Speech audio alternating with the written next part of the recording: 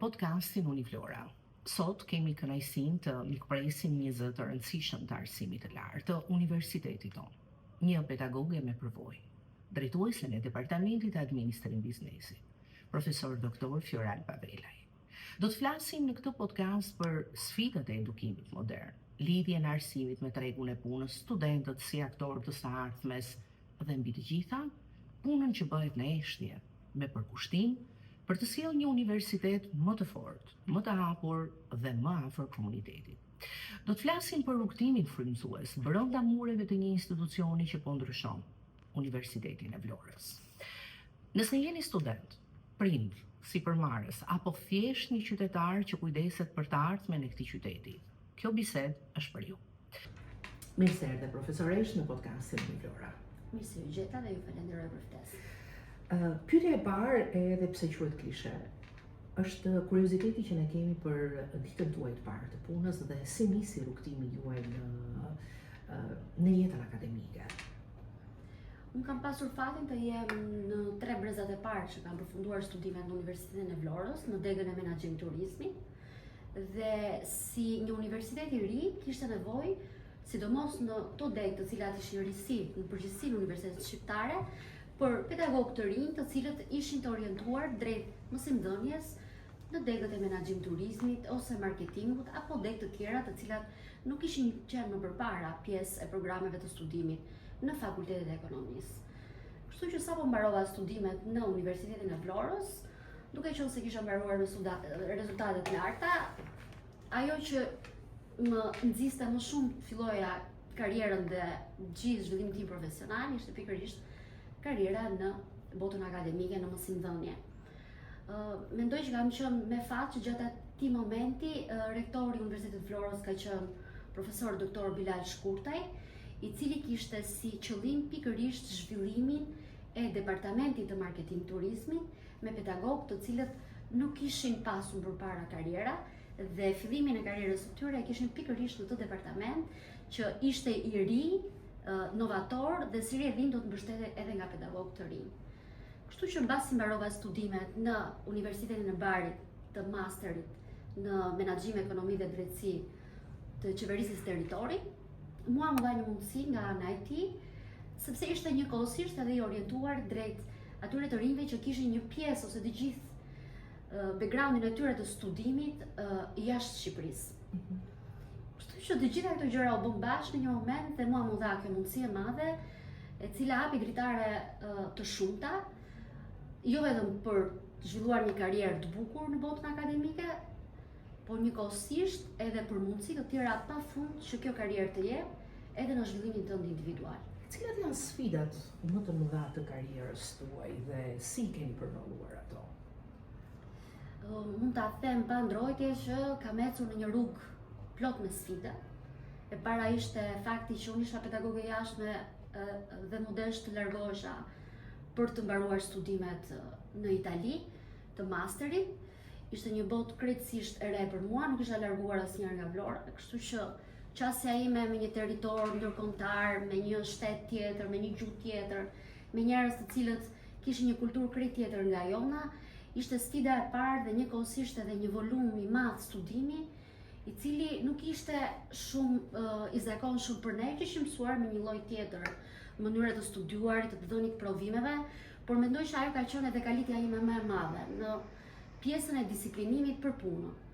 Kështu që ajo ka qenë faza e parë, po themi me të vërtet e sfidave që një njeri duhet përballojë në mënyrë të tillë që të ecë përpara. Më pas ardha në universitet, ardha një njeriu të ri është gjithmonë them unë është ndryshim kulturor, sepse duhet përshtatesh me grupin, grupi duhet të pranoj, duhet pranoj njëri tjetrin dhe si rrjedhin dhe kjo është një sfidë tjetër. Njëkohësisht kam pasur fatin të kem detyra drejtuese, edhe pse e re në moshë, pak vite pasi kisha filluar punë, unë kam marrë në drejtim departamentin e turizmit në vitin 2007. 2008 ishte era e parë që Departamenti i Marketing Turizmit kthehej ose emërtohej me vendim të Këshillit të Ministrave Departament Turizmi dhe ëndra ime më e madhe ishte që pikërisht programet e turizmit në këtë departament të merrnin një njohje dhe njëkohësisht të kishin zë në të gjithë programet e studimit që ofronte Universiteti i Vlorës. Duke qenë se ka qenë pikërisht programi Menaxhim Turizmit, programi marketingut, programi inxhinierisë navale dhe navigacionit, ato që ishin shtysa kryesore dhe nisma që u ndërmor për themelimin e këtij universiteti në qytetin e Vlorës. Kështu që turizmi ishte një nga programet, po themi, që duhet t'i jepej një rëndësi dhe rrjedhimisht duhet kishte një bashkëpunim dhe një bashkërendim forcash nga të gjithë aktorët, qoftë pedagogët, qoftë vendimarrësit, struktura drejtuese të universitetit, gjithashtu edhe ajo çfarë në fakt ka qenë pak e vështirë të ndërtohet partneriteti i universitetit edhe me grupet e interesit në komunitet, ku turizmi është, po themi bosht kryesor rreth të cilit të gjithë aktorët duhet të vërtiten. Përse ka ndryshuar emërtimi i Departamentit të Turizmit në Departamentin e Administrim Biznesit? Të gjitha ato ndryshime kanë ardhur si pasojë edhe e nevojave të momentit dhe zhvillimit që universiteti ka marrë në faza të ndryshme të historisë së tij. Është një universitet i cili aktualisht nuk mund të konsiderohet më aq i ri, por kur flasim për vitin 2007-2008, bëhet fjalë që kishtin kaluar vetëm rreth 13-14 vjet nga themelimi i universitetit, kështu që gjithmonë universiteti ka qenë në një ecuri të vazhdueshme ndryshimesh dhe si rrjedhim janë përshtatur emërtimet me ato çfarë ishte fokusi i zhvillimit të programeve, i zhvillimit, po themi, të vetë njësive bazë në Universitetin e Vlorës dhe përshtatis pastaj edhe me nevojat e tregut punës. A mendoni se është e nevojshme që të rikrijohet Departamenti i Turizmit? Seksioni ose grupi lëndë të turizmit është pjesë e departamentit të biznesit dhe biznesi si departament ofron programe të cilat janë të specialitetit, pra të administrim biznesit, të marketingut, të turizmit, pra kanë një ndërthurje të atyre programeve që krijojnë, po themi, qasja aplikative të studimeve me atë çfarë kërkon tregu i punës. Ndoshta ka një nevojë për riemërtim të departamentit, ku të gjitha këto, po themi, orientime që departamenti ka në lidhje me programet e studimit që ofron dhe njëkohësisht edhe me fushat e kërkimit, të mund të përfaqësohen dhe prezantohen më së miri nëpërmjet një emërtimi e cili i vën në duke ekzistencën e tyre brenda këtij departamenti. Cilat janë programet aktuale në Departamentin e Administrimit Biznesit, por kurioztar edhe për programet e reja? Së shpejti, maturantët do të zgjedhin degët e tyre dhe patjetër që duam të dimë në lidhje edhe me programet e reja të miratuara. Në 4 vitet e fundit, në Departamentin e Biznesit ka pasur një zhvillim të madh në lidhje edhe me programet e studimit, që ne kemi ofruar apo që do të ofrojmë në të ardhmen. Ofrojmë programe të cilat janë tradicionale të Fakultetit të Ekonomisë, që janë menaxhimi i biznesit, menaxhimi i turizmit dhe marketingu. Dhe këto programe gjatë këtyre viteve janë përmirësuar në përputhje edhe me rekomandimet që Bordi i Akreditimit dhe grupet e vlerësimit për akreditimin e programeve të studimit kanë lënë. Dhe si rrjedhim ne i kemi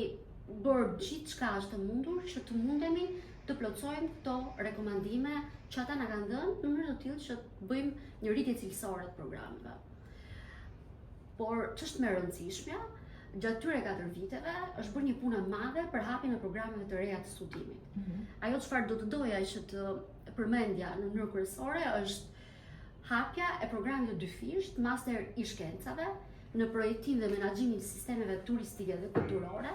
në bashkëpunim me Universitetin e Barit Aldo Moro, një program i cili ka pasur një përpjekje të jashtëzakonshme, jo vetëm nga Universiteti i Vlorës, por ka marrë një vëmendje që nga qeveria shqiptare, nga vetë kryeministri dhe njëkohësisht edhe nga drejtuesit e Universitetit të Barit Aldo Moro, në mënyrë të tillë që të bëheshin pjesë e atyre hapave novator në ndryshimin e të gjithë qasjes që programet e studimit në universitetet shqiptare kishin në raport me edukimin evropian dhe përpjekja për të ndërkombëtarizuar programet e studimit në universitetet shqiptare, mund themi që jemi një nga departamentet e parë që kanë marr miratimin nga Ministria e Arsimit, njëkohësisht edhe nga Universitetet Europiane, të hapjes së një programi të tillë dhe të evidentimit të këtyre përpjekje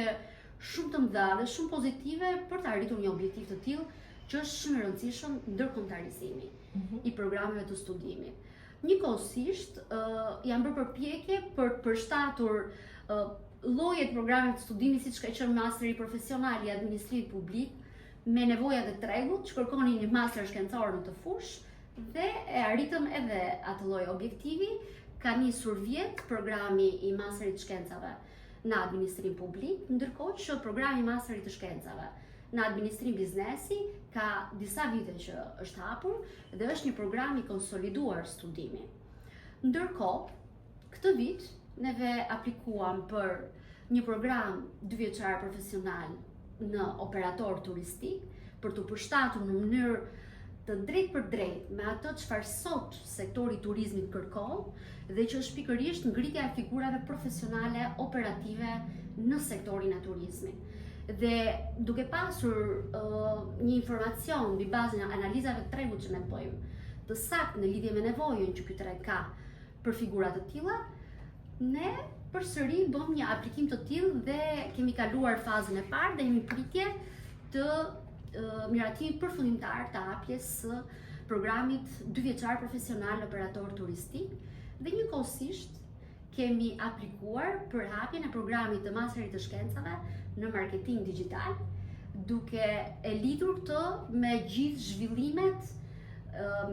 të fokusuara në digitalizim, inovacion, të aktiviteteve marketing, jo vetëm të organizatave private, të atyre publike, dhe gjitha tipeve të organizatave që ekzistojnë në një territor dhe ofrojnë shërbimet e tyre, duke qenë se është edhe një nga, po themi, figurat profesionale ose profesionet e reja që sot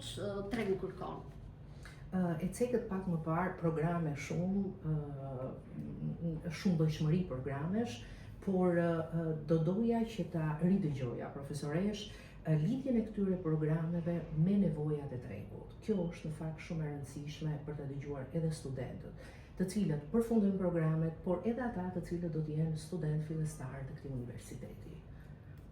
Po, çdo program studimi, kur ne vendosim që ta hapim, duhet të bazohet në një analizë tregu. Departamenti i Biznesit gjithashtu ka qenë i angazhuar në një aktivitet të tillë, jo vetëm për programet që ofron Fakulteti i Ekonomisë, por për programe studimi që ofron edhe fakultetet të tjera. Dhe këto analiza tregu kanë shërbyer si një material bazë kryesor edhe për hapjen e programeve të studimit edhe në fakultetet të tjera. Dhe kjo gjë ka qenë ofruar nga puna që pikërisht pedagogët e Departamentit të Biznesit kanë bërë me iniciativë të ish rektorit të universitetit, profesor Roland Zisi. Kështu që është departamenti i cili në fakt është i specializuar për të bërë analiza tregu dhe si rredim kemi pak jo vetëm atë pjesën e analizës së saktë që bëjmë i bazën e të thënave, por edhe intuitën që sektori, ekonomia, sektorët veçantë brenda kësaj ekonomie kanë në lidhje me nevojat për figura të reja profesionale. Dhe duhet me të vërtet një qasje e saktë ndërmjet të dyjave, sepse ndryshe do të kishim një inflacion programesh, të cilat krijojnë kosto për një universitet, sepse normalisht duan burime njerëzore, duan infrastrukturë, duan kapacitete logjistike. Dhe nëse ne nuk arrim dot që kemi numrat e duhur të studentëve, atëherë gjithë kjo përpjekja jonë do të shkonte jo në rritje cilësore, por ndoshta në, po themi, jo humbje, por jo në atë lloj efektiviteti dhe eficiencë që duhet të ketë çdo përpjekje që bëjmë neve për të zhvilluar universitetin në mënyrë cilësore. Për të realizuar pritshmërinë tuaj të numrit të studentëve, të cilët janë antarë të kësaj familje të madhe që është Universiteti i Vlorës, cili është raporti juaj me studentët, raporti i stafit akademik, sa afër janë pedagogët me ta, sa mbështetës, sa përfshihen këta studentë në kërkimin shkencor, në programe, në projekte, ndoshta edhe në atë prekjen e praktikave profesionale. Po, faleminderit Marita që ma bëre këtë pyetje, sepse me të vërtet janë shumë krenare që të përçoj këtu një model të bashkëpunimit pedagog-student që Departamenti i Biznesit ka ndërtuar. Në vitet e fundit ka një rritje të numrit të studentëve në programin Administrim Biznesi. Ne jemi programi me numër më të lartë studentëve në vitin e parë në programet e studimit që ofron Fakulteti i Ekonomisë. Dhe një ndër programet e studimit që ka numër më të lartë studentësh në të gjitha programet që ofron Universiteti i Vlorës. Kjo gjë nuk është arritur më kot. Pikë së pari është po themi cilësia e stafit akademik të Departamentit të Biznesit, është një nga stafet më të vjetra të Universitetit të Vlorës dhe ka pasur një pjesë të madhe të angazhimit vetë profesional në këtë universitet dhe si rrjedhim gjithë kontributi dhe aktiviteti që kemi ne brenda departamentit dhe në universitet është bërë pjesë e jetës sonë të përditshme. Dhe si e tillë ne kërkojmë që t'japim maksimumin në rritjen e treguesve pozitiv dhe cilësor në çdo aktivitet që shoqëron punën tonë. Një prej cilëve është kryesisht mësimdhënia dhe njëkohësisht edhe qasja që ne nëpërmjet mësimdhënies apo aktiviteteve të tjera me studentët kemi me studentët tanë. Dhe pikërisht kjo marrëdhënie shëndosh që ekziston ndërmjet stafit akademik dhe studentëve ka bërë që të ketë një, po themi, rritje të numrit të studentëve. Përveç të tjerash, veç aktivitetit akademik, mësimdhënies, leksioneve, provimeve që janë baza e shërbimeve që ofrohen në një universitet, Departamenti i Biznesit ka qenë i angazhuar në një sër projektesh ndërkombëtare për disa vitesh, të cilat kanë kërkuar patjetër edhe përfshirjen e studentëve. Unë mund të përmend këtu disa prej këtyre aktiviteteve, jo të gjitha, për shkak të kohës që kemi, por ajo çfarë do doja të përmendja sot është angazhimi i tyre në konkurse me projektin Sukses, të drejtuar nga profesore Elenica Piero. Është angazhimi i tyre në projektin Smart drejtuar nga unë dhe vizitat studimore që studentët tanë të administrim biznesit apo edhe të programeve të tjera të Fakultetit të Ekonomisë kanë bërë në universitetet të rajonit dhe në Universitetin e Malit të Zi konkretisht për të parë nga afër se si është zhvilluar ekosistemi i inovacionit në Ballkanin Perëndimor. Dhe ka qenë një vizitë e cila me të vërtet unë e kam parë vetë sepse i kam shoqëruar studentët e mi. Ju ka dhënë me të vërtetë ju ka hapur dritare të reja dhe ka qenë një nga ato udhëtimet e para që ta të rinj bëjnë me karakter profesional. Njëkohësisht ka pasur edhe angazhime të tjera në botimet përbashkëta, në konferenca, në praktika mësimore dhe ekspedita mësimore, ku kryesisht studentët e turizmit ne kemi bërë pjesë të këtyre ekspeditave me qëllimin për të njohur atraksionet që janë pjesë e ofertës turistike që rajoni ka. Pra ka një sër mundësish departamenti nga vetë zanafilla dhe aktivitetit e tij, por njëkohësisht edhe nga vullneti ynë për të krijuar atyre gjitha mundësitë që të marrin maksimumin e asaj çfarë ne mund të ofrojmë. Cilat janë përshtypjet e tyre dhe po e konsideroj sfidat në këtë angazhim të përgjithshëm që ata kanë? Patjetër që gjithsecili ka ato pritshmëritë e veta, disa e presin me shumë, po themi, me shumë optimizëm, disa të tjerë janë pak më të frikur se janë të rinj. Dhe si rrjedhimi kanë ato qasje psikologjike të ndryshme nga njëri tek tjetri. Ka një histori suksesi nga këta studentë që marrin pjesë në këto angazhime akademike? Patjetër, këto vizita që unë ju përmenda edhe pjesëmarrja në konkurse dhe marrja, po themi, një feedbacku pozitiv nga gjithë angazhimi që ata kanë pasur, kanë krijuar impakt pozitiv te ata, por njëkohësisht dhe kënaqësi të madhe tek ne. Por unë do të evidentoja faktin që nëse ne përveç se gjatë shkollës ata i mbështesim edhe mbas shkollës që ata të pozicionohen në tregun e punës dhe të krijojnë të ardhmen e tyre profesionale por edhe ekonomike, aty është kënaqësia më e madhe. Qofte jona po edhe mirënjohja e tyre e madhe. Ka pafund raste të tilla, kështu që unë do doja të veçoja ndonjëherë në mënyrë të veçantë se ndoshta i ngelet qefi ndonjë tjetri, po që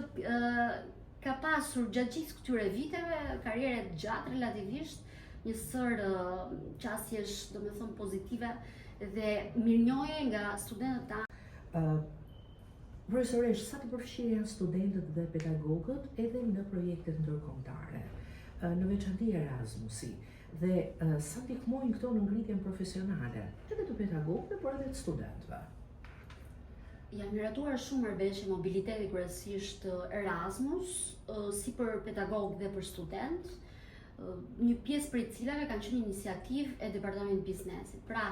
ne kemi lidhur marrëveshje mobiliteti qoftë për staf akademik edhe për student me disa universitete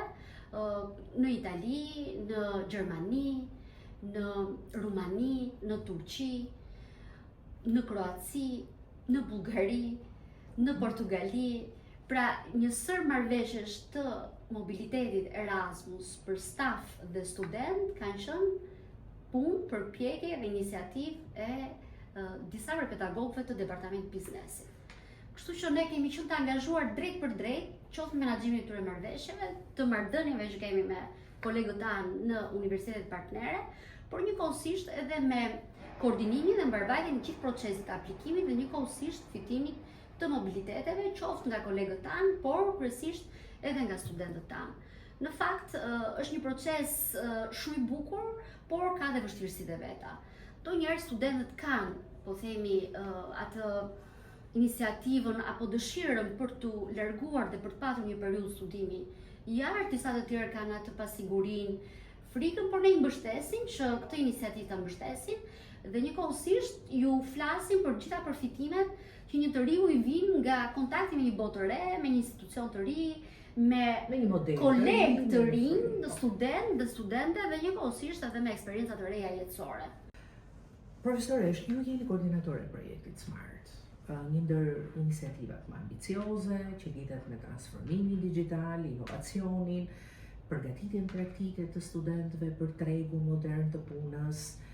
Mund edhe të gabojmë në ndonjë citim të vogël, por a mund të na tregoni më gjërësisht si nisi përfshirja juaj në këtë projekt? Dhe se e rëndësishëm është edhe për studentët, Projekti SMART ka qenë një ofertë që na ka ardhur nga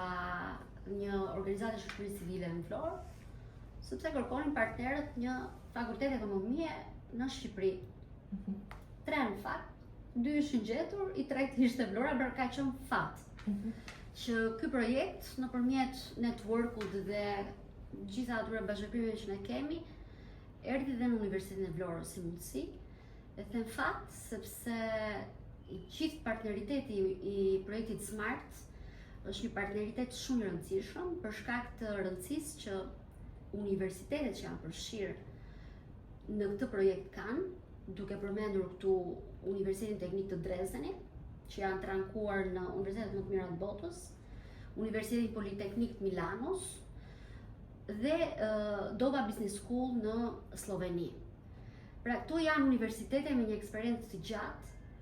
akademike, të zhvillimit institucional, të ndikimit të tyre në gjithë arsimin e lartë evropian, dhe njëkohësisht janë dhe universitete me një aktivitet të pasur në fushën e projekteve dhe bashkëpunimeve europiane. Universitetet Erasmus Capacity Building, pjesë e cilit është edhe projekti SMART, janë projekte të cilat synojnë ngritjen e kapaciteteve njerëzore dhe akademike, infrastrukturore, superstrukturore, logjistike në kryesisht territorin e Ballkanit Perëndimor. Dhe ky projekt synon pikërisht ngritjen e qendrave të inovacionit, synonte sepse tashmë ato janë bërë realitet, të qendrave të inovacionit SMART në 7 universitete të Ballkanit Perëndimor, në Bosnjë-Hercegovinë, në Malë të Zi dhe në Shqipëri. Cilat janë objektivat kryesore, komponentët, laboratorët e rinj? Universiteti i Vlorës është koordinator kombëtar në projektin SMART dhe si i tillë ka koordinuar ngritjen e qendrave të inovacionit SMART, jo vetëm në Universitetin e Vlorës, apo në universitetet të tjera shqiptare që janë Universiteti i Korçës dhe i Shkodrës, por edhe në 4 universitetet e tjera, ato të Malit të Zi, të Donja Goricës në Podgoricë të Malit të Zi, të Banja Lukës në Bosnjë-Hercegovinë dhe Universiteti i Sarajevës Lindore ose i Sarajevo, të cilët kanë ngritur qendra të inovacionit SMART të orientuara në sektor të ndryshëm. Ne, duke orientuar edhe nga gjitha ato konsultime, njëkohësisht edhe trajnime që kemi bërë kryesisht me Universitetin e Dresdenit dhe Universitetin Politeknik Milanos, ku partner është Departamenti i Arkitekturës Urbane, menduam që Qendra jone e Inovacionit Smart ishte fokusuar në zhvillimin e qyteteve inteligjente. Dhe kemi ngritur Qendrën e Inovacionit Smart City Hub, që është pjesë e Departamentit Biznesit dhe e Fakultetit të Ekonomisë në Universitetin e Vlorës. Një qendër moderne në fakt, sa e shikon. Është një investim serioz, jo vetëm në pikpamjet e infrastrukturës dhe logjistikës, se kemi qenë shumë, po themi, rigoroz dhe kërkues që çdo gjë që të bënim aty ta bënim në mënyrë cilësore, por nga ana tjetër kemi ngritur kapacitete njerëzore, pedagog dhe njëkohësisht kemi trajnuar student, të cilët do të ishin të angazhuar dhe janë të angazhuar në veprimtarinë e qendrës Smart City Hub të Universitetit të Vlorës. Do të doja të përmendja këtu në kuadrin e ngritjes së një qendre të tillë edhe partneritetin e rëndësishëm që ne kemi vendosur me Bashkinë e Vlorës, me mbështetje të kryetarit të bashkisë, njëkohësisht edhe të stafit të tij mbështetës, të cilët na kanë mbështetur në të gjitha iniciativat e këtij projekti, qoftë brenda Shqipërisë, qoftë edhe jashtë Shqipërisë, dhe përmend këtu pjesëmarrjen tonë në disa forume urbane të nivelit ndërkombëtar, si forumi urban i Marmaras në Stamboll, i cili është zhvilluar para 2 vjetësh, dhe njëkohësisht jo para 1 viti, po pak më pak në nëntor të vitit 2024, së bashku me kryetarin e bashkisë kemi qenë pjesë e forumit botror urban me një panel i cili synonte pikërisht evidentimin e zhvillimit dhe transformimit urban në funksion të zhvillimit të turizmit në rajonin e Vlorës. Dhe roli që qendra jon do të kishte pikërisht në krijimin e këtyre partneriteteve të rëndësishme dhe njëkohësisht në aktivitetet të trajnimit, këshillimit, shkrimit të policy papers, të cilat do të suportonin, po themi, një përpjekje të përbashkët të gjithë aktorëve që janë në një territor, në mënyrë të tillë që çdo zhvillim që është këtu të jetë cilësor. Dhe universiteti është një partner kyç, të paktën në ofrimin atyre shërbimeve të cilat kanë të bëjnë me studimin, me tregun, me risit, me inovacion, me gjithçka të re që ndodh në botë, nuk mund të ketë një aktor më të rëndësishëm se një universitet që i ofron të gjitha ato në mënyrë më cilësore. Po për studentët, çfarë impakti ka, profesore? Sikurse e përmenda edhe pak më përpara, studentët kanë qenë të trajnuar, kryesisht në fushën e specializimit Smart, një fushë e re për Shqipërinë, sapo ka dalë draft strategjia kombëtare e specializimit Smart, specializimit inteligjent në Shqipëri, dhe kjo strategji synon pikërisht zhvillimin inteligjent, qasjen inovative për zhvillimin e sektorëve të cilët janë prioritar në Shqipëri dhe që kërkojnë, po themi, zhvillime smart, siç është turizmi, është ekonomia blu, akwakultura, është teknologjia e informacionit, shërbimet e biznesit, pra ka një sër sektorësh të cilët kërkojnë një zhvillim smart, inteligjent dhe inovativ, dhe ata të cilët janë e ardhmja normalisht do të jenë të parët, të cilët duhet të marrin pikërisht atë lloj trajnimi, formimi që të jenë gati për çka do të ndodhi në të ardhmen e afërt në lidhje me zhvillimin e këtyre sektorëve dhe digitalizimin e aftësive që këto sektor kërkojnë. Po projekti ILO for Digital, çfarë synon? Çfarë qëllimi ka? Cilat janë objektivat e këtij projekti? Ky është një bashkangjitur me Smarti. Po, ky është një projekt tjetër që unë e koordinoj dhe Departamenti i Biznesit është pjesë e aktiviteteve të Departamentit të Biznesit dhe lidhur me atë çfarë thash për zhvillimin e aftësive digjitale për projektin Smart, ka qenë fat që këto të dy projekte kanë qenë në të njëjtën kohë të zbatuara në Universitetin e Vlorës, sepse synon pikërisht ngritjen e këtyre zyrave partnere industriale, të cilat synojnë rritjen e aftësive digjitale në territor. Dhe në kuadrin e këtij projekti, që ne kemi në bashkëpunim me Universitetin e Barit Aldo Moro dhe njëkohësisht edhe me Agjencia Rajonale të Zhvillimit Molise në Itali, apo po themi biznese partnere të cilat kanë orientim digitalizim dhe inovacioni në regionin Puglia, partnerë shumë të rëndësishëm, të cilët kanë krijuar, po themi, një background informacioni jo për studentët tanë, por mbi të gjitha për ne, sepse ajo botë e re, e digitalizuar dhe inovative që tashmë është evidente në rajonin e Puljas dhe në Bari, që dikur ka qenë një rajon jo kaq i zhvilluar dhe pikërisht digitalizimi, inovacioni dhe investimet në këtë fushë kanë bërë që të ngrihen biznese pafund dhe njëkohësisht biznese me një impakt jo vetëm kombëtar në Itali, por edhe më gjerë në botë. Dhe si rrjedhim janë shembulli më i mirë për të ndjekur nga një territor në zhvillim siç jemi ne dhe për të marrë ato çfarë janë praktikat më të mira. Pikërisht në kuadrin e këtij projekti, neve jemi trajnuar në Universitetin e Barit, por njëkohësisht edhe kemi trajnuar. Dhe një nga aktivitetet më kryesore të zhvilluara në Universitetin e Vlorës në kuadër të projektit ILO for Digital ka qenë një trajnim ndërkombëtar që ne kemi zhvilluar në muajin nëntor të vitit 2024, ku pjesëmarrësit nuk kanë qenë vetëm studentët tanë, apo edhe pedagog, staf akademik, por njëkohësisht edhe pedagog të rinj të Universitetit të Barit në Itali, të cilët normalisht e kishin një qasje me Universitetin e Vlorës, jo vetëm nga kapaciteti që ne kemi për të ofruar programe të tilla ndërkombëtare trajnimi, që janë me të vërtetë shumë sfiduese, jo vetëm për argumentet që shtrohen në trajnime të cilat kanë të bëjnë me zhvillimin e aftësive digjitale, sepse është gjithçka e re edhe për ne, por njëkohësisht edhe për impaktin që ky universitet me ato çfarë ofron ka për student apo pedagog të cilët vinë nga universitetet me të cilët ne jemi partner. Dhe mund ta them me plot gojë që ka qenë një eksperiencë e suksesshme dhe kjo është pikërisht një nga fotot që ne kemi bërë në fund të trajnimit, ku pjesëmarrësit u certifikuan për pikërisht trajnime në fushën e digitalizimit, të fintechut, të agritechut, të business analytics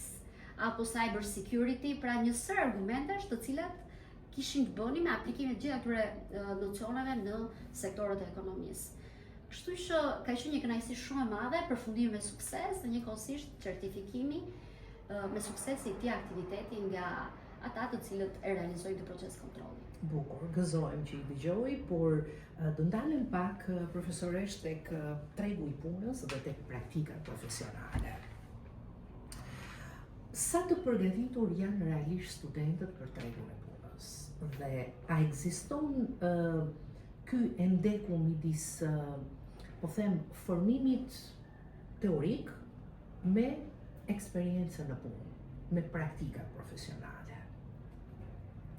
Mund të them që kjo është një nga sfidat kryesore që ne kemi aktualisht. Domethënë në të gjithë atë gamën e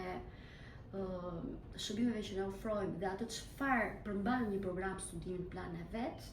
ku pjesë e rëndësishme është dhe praktika mësimore, po themi që jemi mbrapa. Pra ne duhet që të rrisim jo efektivitetin, por po themi seriozitetin në lidhje me zhvillimin e këtyre praktikave në mënyrë të saktë 100%. Pse e them këtë? Sepse praktikat nuk zhvillohen brenda mureve të një universiteti, zhvillohen në bashkëveprim që ne kemi me biznese, ndërmarrje apo organizata të tjera të cilat operojnë në territor. Dhe ndonjëherë nuk ka një angazhim maksimal nga këto njësitë të cilat neve i çojmë studentët tanë, pra nuk e marrin shumë seriozisht të pjesë dhe këtu ka një lloj hendeku. Duhet gjejmë një lloj po themi zgjidhje në mënyrë të tillë që ky proces kaq i rëndësishëm për formimin profesional të studentëve tanë të zhvillohet në mënyrë rigoroze. Sepse studenti nëpërmjet librave nuk krijon dot aftësi profesionale. Krijon një background informacioni dhe njohurish në lidhje me ato çfarë do të jenë baza e krijimit të një aftësie të caktuar. A keni një plan strategjik për këtë bashkëpunim me bizneset rajonale, lokale? Në fakt ka një iniciativë të rektores së universitetit, profesora Aurela Saliej, që duke qenë se vjen nga Fakulteti i Shëndetit Publik dhe atje praktika është pjesë e rëndësishme e aktivitetit të praktikave profesionale, të gjithë të lloj eksperiencë që kanë në atë fakultet, fillojnë ta implementojnë edhe në fakultete të tjera ku është nevojshme që të krijojnë disa raporte të reja profesionale ndërmjet atyre të cilët e ofrojnë praktikën profesionale dhe studentëve tanë që e zhvillojnë në biznesa turistike apo biznese të cilat ushtrojnë veprimtarinë e tyre në sektor të ndryshëm të ekonomisë. ka një përpjekje të re në lidhje me lidhjen e marrëveshjeve zyrtare në nivel institucional me këto biznese dhe njëkohësisht do të ishte e rëndësishme që përfaqësues të këtyre bizneseve të ishin të angazhuar pranë nesh si pjesë e jona, pjesë e stafit ton në mbështetjen e këtyre veprimtarive të praktikës A profesionale. keni bashkërendim edhe me zyrat përkatëse të këshillimit të karrierës, sepse edhe ato janë një shtyllë themelore për këtë që sapo tham. Janë përpjekje kryesisht veçuara të çdo departamenti, mendoj, nuk ka akoma një lloj bashkërendimi të rësor të këtyre njësive që ekzistojnë brenda universitetit. Është në tërësi një proces I cili duhet përmirësuar. Pra ka shumë elemente të cilët ne ose duhet I ribëjmë ose duhet I përmirësojmë. Por që kanë filluar disa po themi nisma dhe aktivitete në mënyrë të tillë që t'i japim rëndësinë e duhur këtij procesi. Çfarë duhet përmirësuar tjetër brenda departamentit të administrimit biznesit? Kemi bërë çështje e mundur që të përmirësojmë ato çfarë kanë qenë nevojat kryesore për të rritur pjesën e cilësisë ofertës tonë akademike, shkencore, edhe njëkohësisht edhe të konsulencës dhe këshillimit që ne japim territor. Në lidhje edhe me gjitha ato kapacitetet që ne kemi. Përmirësimi në përgjithësi them në botën akademike është I vazhdueshëm. Pra, nëse themi që jemi përmirësuar, do të thotë që ka diçka që shkon atë që citojmë. Pra,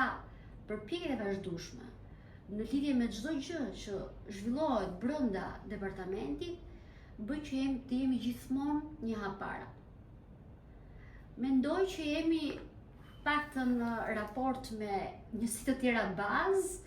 jemi një ndër departamentet të cilët kanë një impakt të rëndësishëm në atë çfarë ndodh në Universitetin e Vlorës. Kjo nuk do të thotë që kemi krijuar vetë kënaqësi, por na bën që të bëhemi akoma dhe më ambicioz,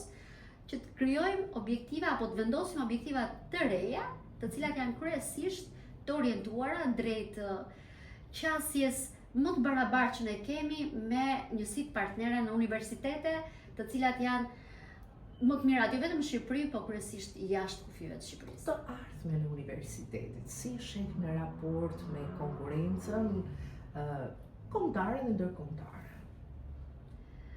Ndërkombëtarizimi I Universitetit të Vlorës ka qenë një nga proceset më të rëndësishme që është zhvilluar në vitet e fundit dhe me të vërtet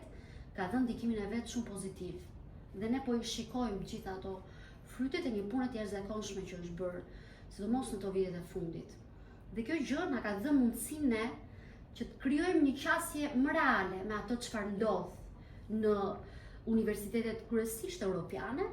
dhe si rrjedhim të marrim nga ato çfarë është më e mira, ose të mundohemi ta adaptojmë në veprimtarin tonë ato çfarë ndodh atje. Unë them që Universiteti I Vlorës e ka pasur orientimin e vet që në gjenez. Në çdo diskutim që bëj dhe në çdo edhe mesazh që kam dhënë edhe në publike në lidhje me Universitetin e Vlorës ka qenë gjithmonë I njëjti. Turizmi, biznesi, inxhinierit navale dhe navigacioni janë zemra e këtij universiteti, janë arsyeja pse lindi. Dhe si rrjedhim, nëse ne përpiqemi që pikërisht në këto orientime të japim maksimumin ton për zhvillimin e tyre cilësor, atëherë Universiteti I Vlorës e merr vetvetiu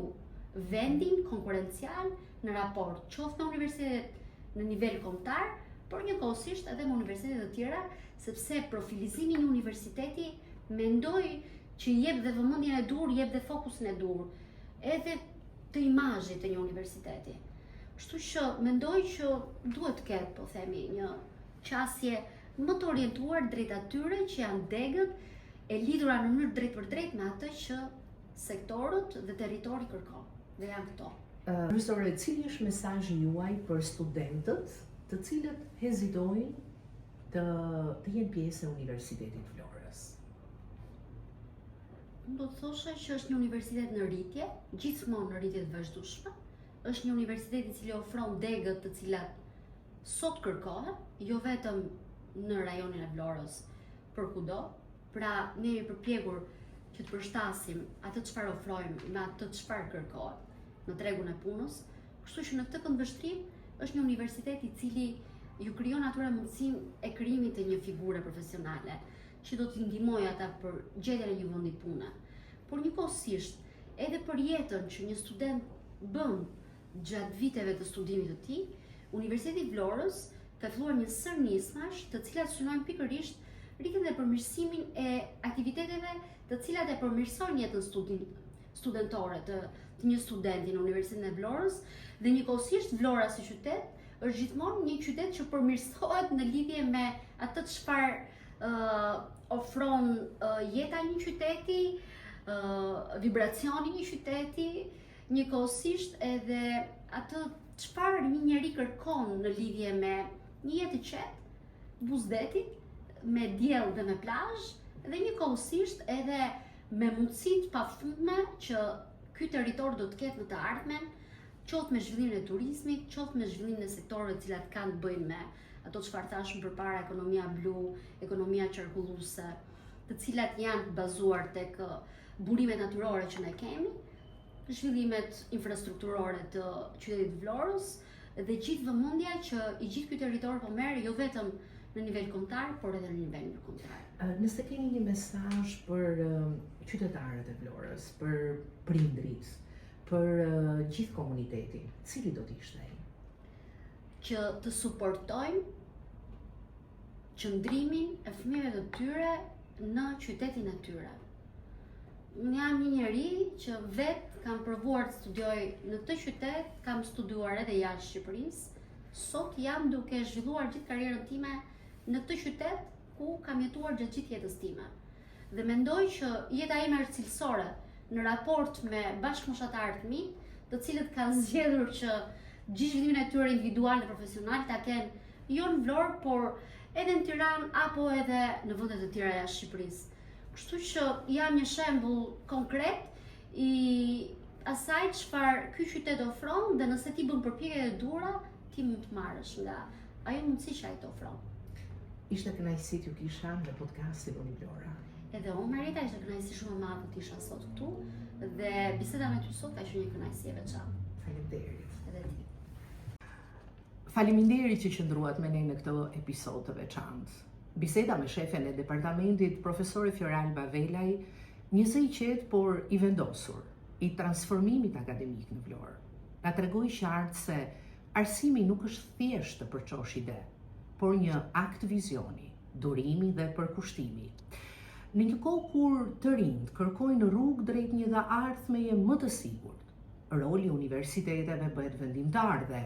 Universiteti i Vlorës po punon për të qenë jo vetëm një institucion më i mirë, por një partner real i jetës, i punës dhe shpresës në këtë qytet. Nga projektet ndërkombëtare si SMART, tek përpjekjet për të ofruar studentët me biznesin, nga hapja ndaj programeve të reja deri tek dëshira për të ndërtuar një urë të fortë mes shkencës dhe komunitetit. Kjo bisedë na ftoi të besojmë më shumë tek forca e dijes, sepse shoqëria ndryshon kur dëgjojmë më shumë dhe flasim më me përgjegjësi. Unë jam Marieta Mërkuri. Ju falenderoj për kohën dhe dëgjimin dhe ju ftoj të qëndroni kurioz, aktiv dhe mos harroni. Edukimi është investimi më i madh që mund t'i bëjmë të ardhmes.